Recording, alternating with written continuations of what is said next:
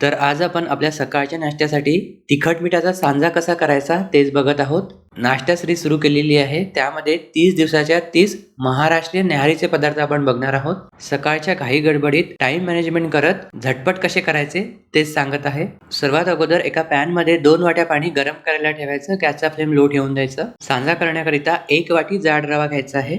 रवा जो आहे लो फ्लेमवर चांगल्यापैकी भाजून घ्यायचा. ही प्रोसेस तुम्ही सुट्टीच्या दिवशी करून ठेवू शकता आणि आयत्या वेळेस हा भाजलेला रवा तुम्ही वापरू शकता. तर हा जो भाजलेला रवा आहे एका प्लेटवर काढून घेतलेला आहे. आता त्याच कढईमध्ये 2 मोठे चमचे तेल गरम करायला ठेवायचं. तेल गरम होत आहे तोपर्यंत कांदा, हिरव्या मिरच्या बारीक चिरून घ्यायच्या. तेल गरम झाल्यावर मोहरी, हिंग, हळद आणि हिरव्या मिरच्याची खमंग फोडणी करायची.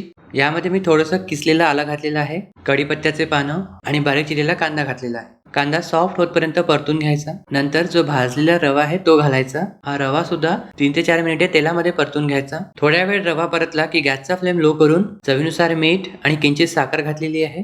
जे 2 वाट्या पाणी गरम करून घेतलं होतं ते घालायचं आहे. एकदा मिक्स करून झाकण ठेवून लो फ्लेमवर एक वाफ आणायची आहे.